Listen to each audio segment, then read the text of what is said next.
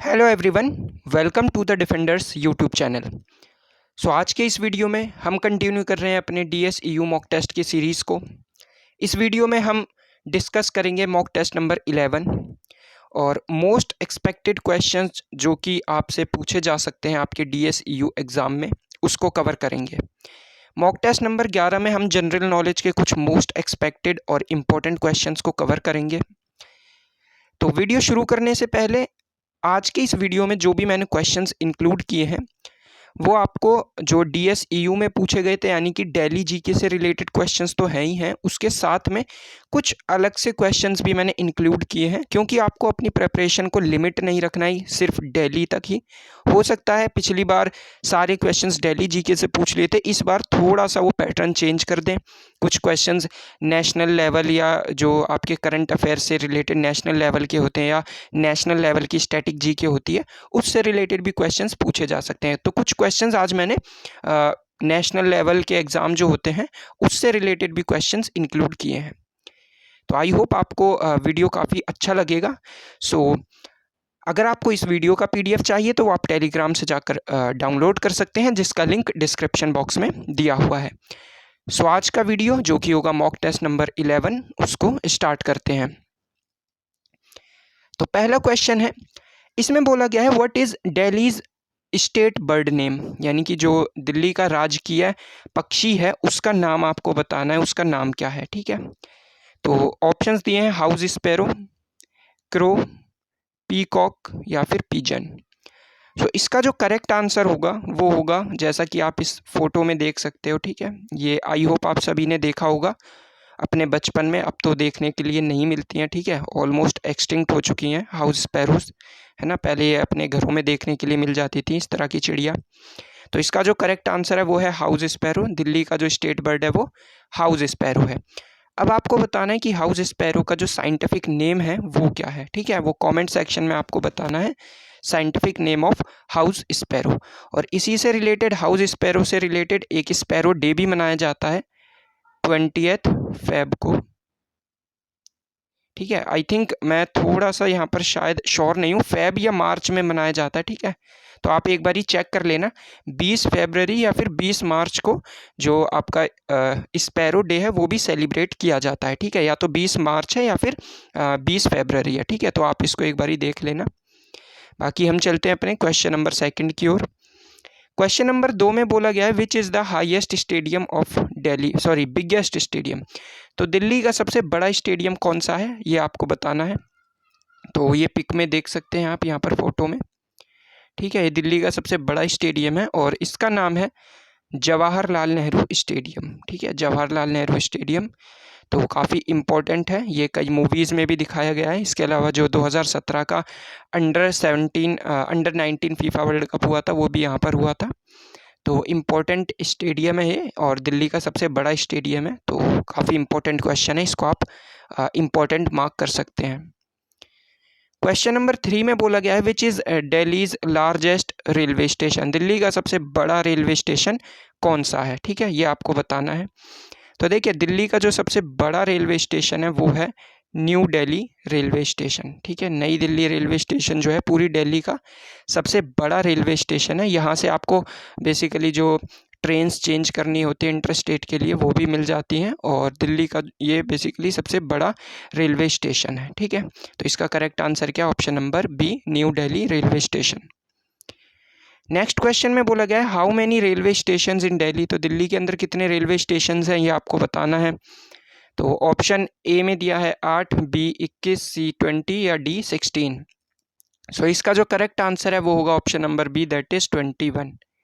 ठीक है, तो दिल्ली के अंदर कितने रेलवे स्टेशन है, 21 रेलवे स्टेशन है, जिसमें से 8 रेलवे स्टेशन इंटरचेंजेबल हैं। ठीक है, अलग अलग स्टेट्स के लिए, अलग अलग ट्रेन्स के लिए जो इंटरचेंजेबल स्टेशंस होते हैं वो कितने हैं, 8।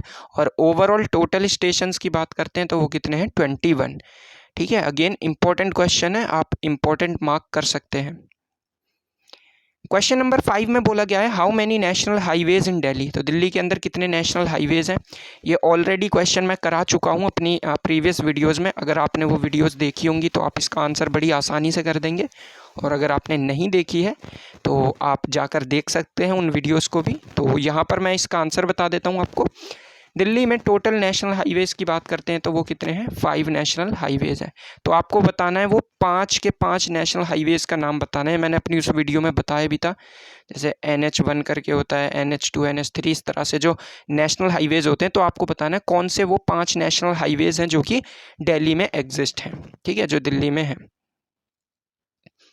क्वेश्चन नंबर 6 में बोला गया है which is the underground market in Delhi.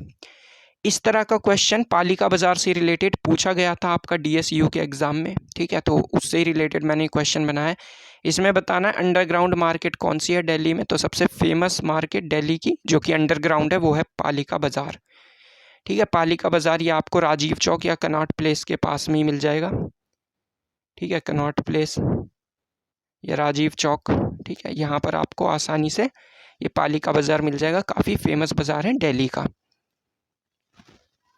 Then question number 7 में हमसे पूछा गया है हु डिज़ाइन द फेमस बाजार चांदनी चौक फॉर शाहजहानाबाद। तो किसने ये डिज़ाइन किया था जो चांदनी चौक जो आज आप बाज़ार देखते हैं, तो बहुत पुराना और बहुत ही फेमस बाज़ार है, काफ़ी ज़्यादा यहाँ पर चहल पहल भी रहती है। और तो आपको इसमें बेसिकली पूछा गया है कि जो चांदनी चौक का बाज़ार है इसको डिज़ाइन किसने किया था। तो इसका आंसर है शाहजहाँ की जो डॉटर थी, ठीक है, शाहजहाँ की डॉटर, उनका नाम था जहाँ आरा बेगम, जहाँ आरा बेगम, ठीक है। तो इन्होंने ही क्या किया था, ये इसको डिज़ाइन करा था, किसे, जो आपका चांदनी चौक है इसको डिज़ाइन किया था, ठीक है। तो जहाँ आरा बेगम कौन थी, इसकी बेसिकली मेन डिज़ाइनर थी। चांदनी चौक जो मार्केट है आपको आज देखने के लिए मिलती है, ठीक है। क्वेश्चन नंबर 8 की ओर चलते हैं। इसमें बोला गया है ड्यूरिंग विच एरा मीना बाज़ार वाज सेटअप। तो मीना बाज़ार बहुत ही फेमस बाज़ार अगेन। तो आपको बताना है किस युग के दौरान या फिर कौन सा शासक के दौरान या कौन सा जो बेसिकली डायनेस्टी उस वक्त इंडिया पर रूल कर रही थी जिस वक्त ये मीना बाज़ार इस्टेब्लिश किया गया था। तो ऑप्शंस दिए हूँ, मुगल डायनेस्टी, दिल्ली सल्तनत, ब्रिटिश एरा या फिर तोमर्स एरा। तो इसका जो करेक्ट आंसर होगा वो होगा मुगल वंश, यानी कि मुगल वंश के दौरान मीना बाज़ार जो था वो इस्टेब्लिश्ड किया गया था। अब आपको कमेंट सेक्शन में बताना है कि कौन सा मुगल शासक था जिस वक्त ये बेसिकली मीना बाज़ार सेटअप किया गया था, यानी कि उस वक्त मुगल शासक में जो राजा था उसका नाम क्या था, ठीक है। मुगल शासक का नाम बताना है जिस वक्त मीना बाज़ार सेटअप किया गया था, ये आपको कॉमेंट सेक्शन में बताना है। देन क्वेश्चन नंबर 9 में बोला गया है, इसमें ये थोड़ा सा मिस्टेक था, यहाँ पर लिखा है हाउ मैनी इंटर स्टेट, ठीक है, इंटर स्टेट बस स्टैंड्स इन दिल्ली। अगेन पहले भी करा चुका हूँ मैं। तो दिल्ली में कितने इंटर स्टेट बस स्टैंड्स हैं, ठीक है, यहाँ पर ये आएगा इंटर स्टेट। तो how many inter state bus stands इन दिल्ली।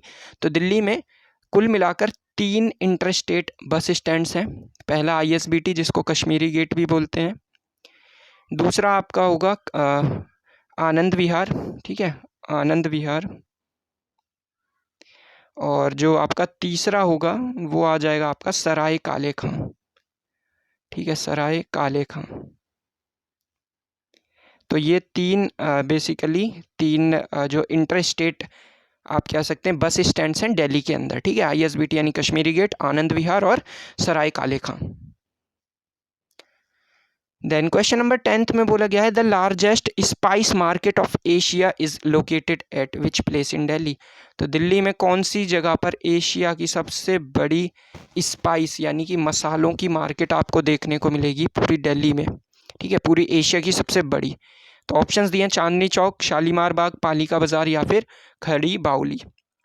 सो इसका जो करेक्ट आंसर होगा वो होगा आपका ऑप्शन नंबर डी, खड़ी बाउली, ठीक है। तो खड़ी बाउली क्या है, बेसिकली ये पूरे एशिया की सबसे बड़ी स्पाइस मार्केट है, ठीक है। तो पूरे एशिया में फेमस भी है और पूरे एशिया की सबसे बड़ी स्पाइस मार्केट भी है, ठीक। सो क्वेश्चन नंबर 11 में बोला गया है battle of Khanwa held in which year.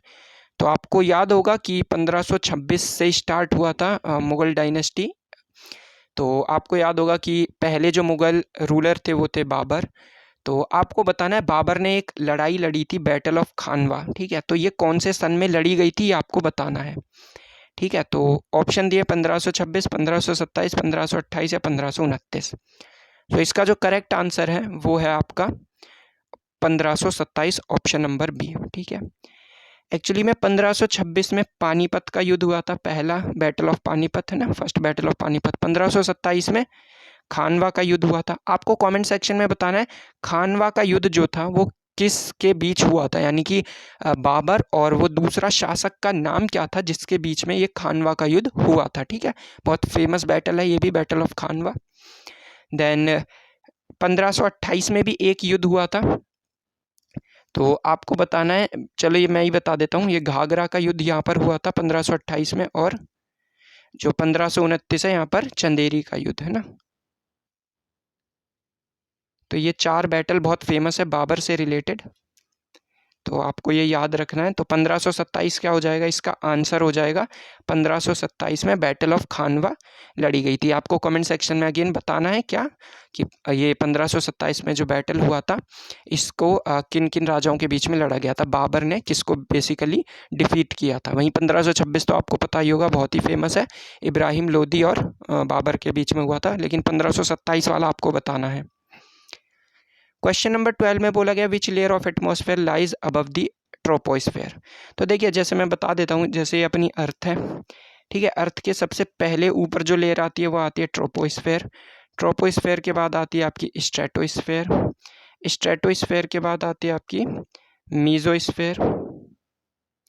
Then इसके बाद आती है आपकी थर्मोस्फेयर, और लास्ट लेयर जो कि एक्सोस्फेयर है। ठीक है, तो इन्होंने क्या बोला है, which layer of atmosphere lies above the troposphere. Troposphere के ऊपर कौन सी है, स्ट्रेटोस्फेयर। ठीक है, तो इसका आंसर क्या है, बी, स्ट्रेटोस्फेयर। और स्ट्रेटोस्फेयर में ही क्या होती है, आपको ओजोन लेयर देखने के लिए मिलेगी, और जितने भी एरोप्लेन आपके उड़ाए जाते हैं ना, सारे के सारे एरोप्लेन बेसिकली इसी लेयर के अंदर उड़ाए जाते हैं, यानी कि स्ट्रेटोस्फेयर के अंदर आपको सारे के सारे एरोप्लेन देखने को मिलेंगे। वहीं ट्रोपोस्फेयर के अंदर जितने भी वेदर फिनोमेना होते हैं वो सारे के सारे ट्रोपोस्फेयर के अंदर होते हैं। ठीक है, वहीं एक्सोस्फेयर और थर्मोस्फेयर सबसे बाहरी परत होती हैं, ठीक, जहाँ पर जो भी आपके कॉमेट्स वगैरह होते हैं वो आकर जल जाते हैं। ठीक, और जो भी आयनोस्फेयर भी बोल देते हैं कई बार इसको, ठीक है, तो आयनोस्फेयर के नाम से भी इसको जाना जाता है, क्योंकि यहाँ पर आयंस जो होते हैं बेसिकली वो आपको रिफ्लेक्ट होते हुए दिखते हैं।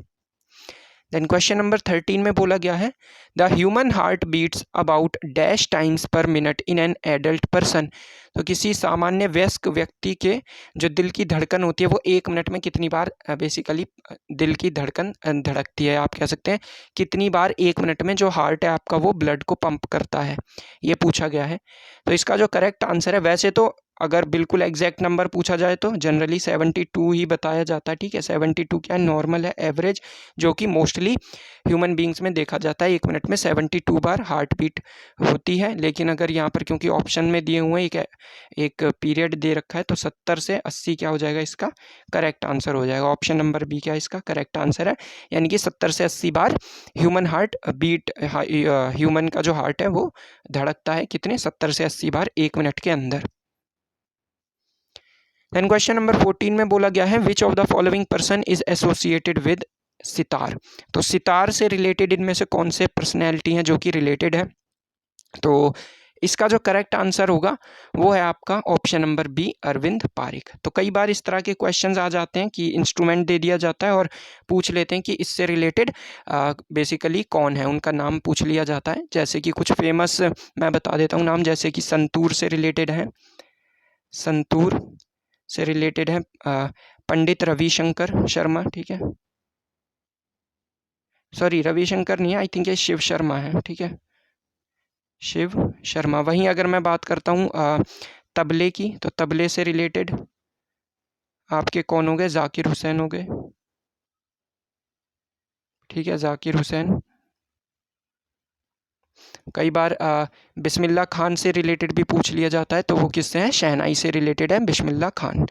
ठीक है, वहीं एक दो और जैसे डांस से रिलेटेड भी कई बार पूछ लिया जाता है, तो बिरजू महाराज पूछ लिए जाते हैं। तो बिरजू महाराज कहाँ से हैं, यूपी से, और वो कथक से रिलेटेड है। हाल ही में उनका निधन भी हुआ था, तो न्यूज़ में रहा था ना। संतूर से रिलेटेड शिव शर्मा का भी अभी हाल ही में निधन हुआ था, तो ये भी काफ़ी न्यूज़ में रहे थे। ठीक है, तो कथक से रिलेटेड कौन है? कथक से रिलेटेड आपको मिल जाएंगे बिरजू महाराज। ठीक है, तो हम चलते हैं अपने नेक्स्ट क्वेश्चन की ओर। इसमें बोला गया dash is referred as golden fibre. तो देखिए गोल्डन फाइबर किससे रिलेटेड है ना, जैसे ब्लू रेवोल्यूशन आपने सुना होगा। ब्लू रेवोल्यूशन किससे रिलेटेड है? ये मछली पालन से रिलेटेड है ना, सो फिश से रिलेटेड हो गया आपका ये। वहीं अगर वाइट रेवोल्यूशन की बात करते हैं तो दूध से रिलेटेड हो जाता है। वाइट रेवोल्यूशन किससे? दूध से रिलेटेड। वहीं यहाँ पर बोला गया गोल्डन फाइबर, तो गोल्डन फाइबर, गोल्डन कलर का क्या होता है इसमें? जूट। ठीक है, तो गोल्डन फाइबर किससे रिलेटेड है? तो ये हो जाएगा आपका जूट से रिलेटेड। ठीक है, तो golden fibre is related with jute. और जूट सबसे ज़्यादा कहाँ पर होता है? तो ये आपको वेस्ट बंगाल में देखने को मिल जाएंगे। ठीक है, वहाँ पर मैंग्रोव जो वन होते हैं वो बहुत ज़्यादा पाए जाते हैं, इसलिए वहाँ पर आपको जूट की भी खेती, बेसिकली जूट जो होता है वो सबसे ज़्यादा अमाउंट में देखने को मिल जाएगा। क्वेश्चन नंबर 16 में बोला गया है which of the following is not a quad member. तो क्वाड मेंबर कौन नहीं है इनमें से? तो देखिए क्वाड बेसिकली अभी हाल ही में बनाया गया एक, आप कह सकते हैं कि मिलिट्री अलायंस तो नहीं कहेंगे, लेकिन इकोनॉमिक और मिलिट्री अलायंस दोनों तरह से कह सकते हैं, है ना। हर एक तरह से ये कोऑपरेट करके चलते हैं चारों नेशंस। क्वाड का मतलब ही होता है चार। ठीक है, तो इसमें कौन कौन से देश शामिल है? तो पहला यूएसए, दूसरा जापान,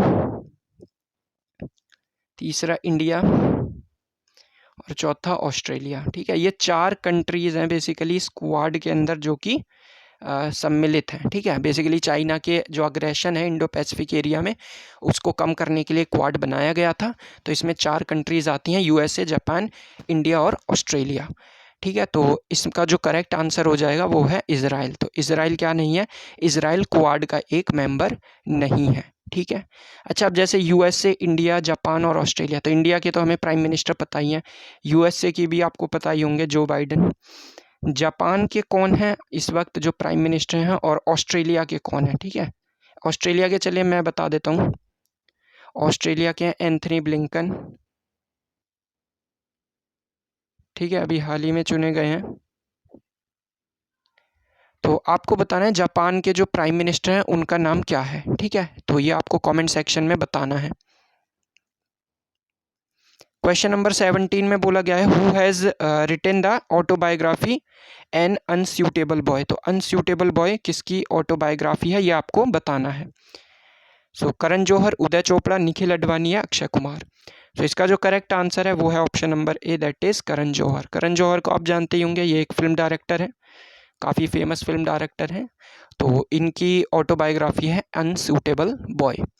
इसी तरह से अनफिनिश्ड एक और ऑटोबायोग्राफी है, सो ये किसकी है? आपको पता होना चाहिए, ये प्रियंका चोपड़ा की है, अनफिनिश्ड। ठीक है, प्रियंका चोपड़ा।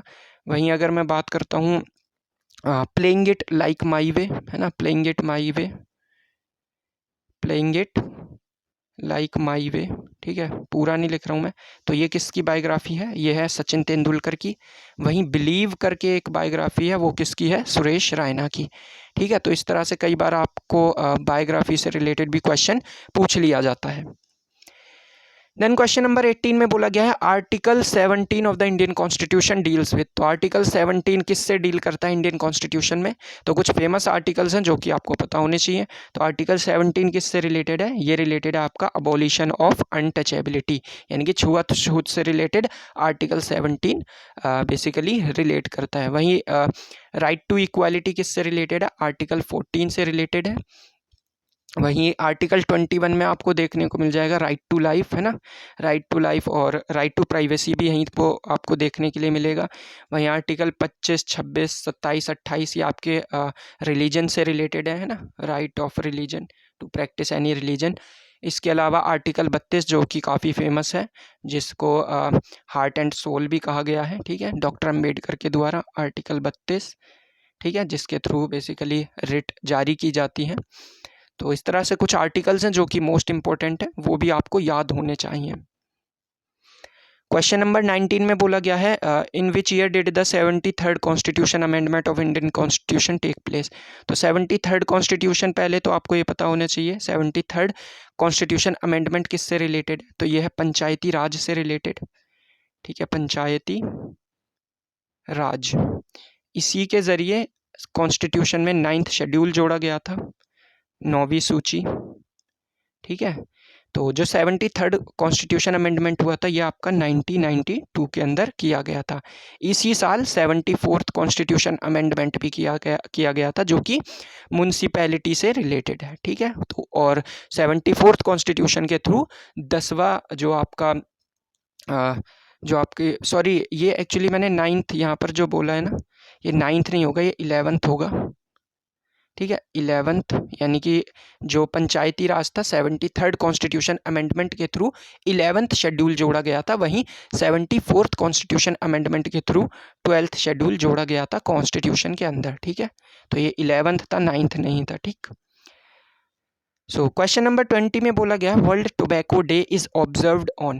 तो डेज से रिलेटेड भी क्वेश्चन कई बार पूछ लिया जाता है, हालांकि पिछली बार नहीं पूछा गया था, लेकिन इस बार चांसेस हैं अगर वो पैटर्न थोड़ा सा चेंज करते हैं तो क्या पता इस तरह का क्वेश्चन भी वो पूछ लें। तो वर्ल्ड टोबैको डे कब मनाया जाता है, तो देखिए 22 अप्रैल की बात करते हैं तो 22 अप्रैल को अर्थ डे मनाया जाता है, वर्ल्ड अर्थ डे।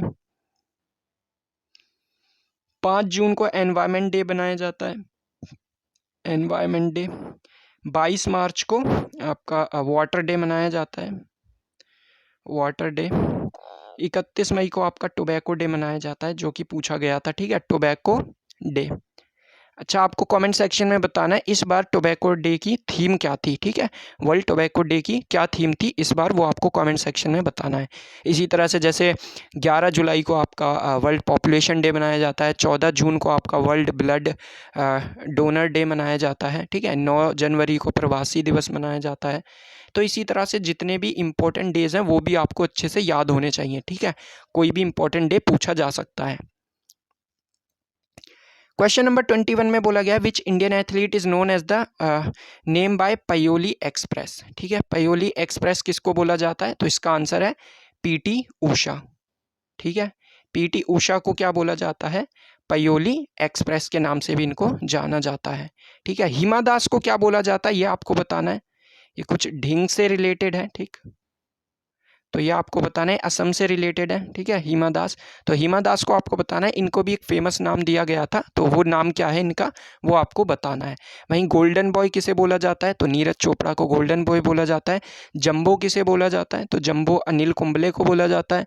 वहीं नजफगढ़ का नवाब किसे बोला जाता है, तो वीरेंद्र सहवाग को बोला जाता है।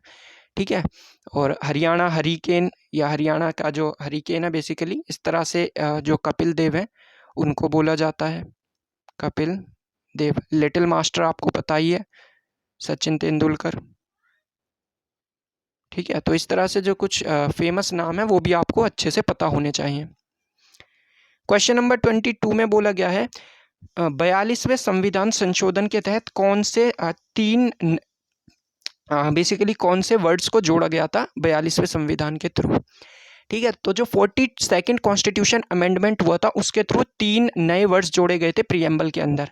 याद कैसे रखना है, सिस, SIS, S फॉर सोशलिस्ट, ठीक है, I फॉर इंटेग्रिटी और S फॉर सेकुलर। तो ये 3 वर्ड्स को जोड़ा गया था 42nd कॉन्स्टिट्यूशन अमेंडमेंट के थ्रू 1976 में। ठीक है, तो इसमें कौन कौन से वर्ड दिख रहे हैं हमें, सोशलिस्ट और सेकुलर। रिपब्लिक नहीं जोड़ा गया था, यानी कि 1 और 2 ही इसका करेक्ट आंसर होगा, यानी ऑप्शन नंबर सी क्या इसका करेक्ट आंसर है, 1 और 2। क्वेश्चन नंबर 23 में बोला गया है विच मुगल रूलर एंड जजिया टैक्स। तो बहुत ही फेमस क्वेश्चन है। सो जजिया टैक्स किसने खत्म किया था, सो इसका करेक्ट आंसर होगा अकबर। ठीक है, अकबर ने जजिया टैक्स बेसिकली क्या था, जो नॉन मुस्लिम पर लगाया जाता था उसको बोला जाता था जजिया टैक्स। तो आई थिंक ये 1562 में एंड कर दिया था, आप एक बारी चेक कर लेना। ये जो मैं बता रहा हूँ 1562, क्योंकि थोड़ी सी मुझे कन्फ्यूजन है, आई थिंक 1562 में ही था। ठीक है, तो 1562 में क्या किया था, जजिया टैक्स को एंड कर दिया था, किसने, अकबर ने। ठीक है, तो इम्पोर्टेंट क्वेश्चन है। क्वेश्चन नंबर 24 में बोला गया है which motif is printed on the back side of ₹20 note of Mahatma Gandhi new series. तो जो 20 का नोट है उसके पीछे क्या छपा हुआ है ये आपको बताना है, ठीक है। तो जैसे कि यहाँ पर अगर मैं बोलूँ तो जो आपका ये सन टेम्पल कोणार्क है ये आपको ₹10 के नोट के पीछे देखने को मिलेगा। जो आपकी रानी की वाव है ये ₹100 के नोट के पीछे देखने को मिलेगी। एलोरा केव्स हैं ये ₹20 के नोट के पीछे देखने के लिए मिलेगी। हम्पी विथ चैरियट है ये आपको ₹50 के नोट के पीछे देखने के लिए मिलेगी। वहीं ₹200 का जो नोट होता है उसके पीछे आपको सांची स्तूप देखने को मिलेगा। ₹500 का जो नोट होता है उसके पीछे आपको रेड फोर्ट देखने के लिए मिलेगा, ठीक है। सो रेड फोर्ट होता है आपका ₹500 के नोट के पीछे। वहीं अगर ₹2000 का नोट है तो उसके पीछे होगा आपका मंगल मिशन, ठीक है। जो मंगल मिशन है, सॉरी मंगल नहीं, ये मार्स जो है, ठीक है, जो मार्स मिशन है उससे रिलेटेड आपको देखने के लिए मिल जाएगा, ठीक है। तो मार्स बोल लीजिए, मंगल ग्रह बोल लीजिए, तो मार्स मिशन जो है वो आपको ₹2000 के नोट के पीछे देखने के लिए मिल जाएगा। देन क्वेश्चन नंबर 25, ये लास्ट क्वेश्चन है आज की इस वीडियो का। इसमें पूछा गया है who was the first chief justice of Delhi high court. तो दिल्ली हाई कोर्ट के सबसे पहले चीफ जस्टिस कौन थे ये आपको बताना है। तो NV रमणा की बात करते हैं तो ये तो करंट CJI हैं इंडिया के चीफ जस्टिस ऑफ इंडिया कौन है, NV रमणा। विपिन संघी ये दिल्ली के करंट में हाई कोर्ट के जो जज हैं वो हैं, ठीक है। हाई कोर्ट के जो चीफ जस्टिस हैं वो हैं विपिन संघी प्रेजेंट टाइम में।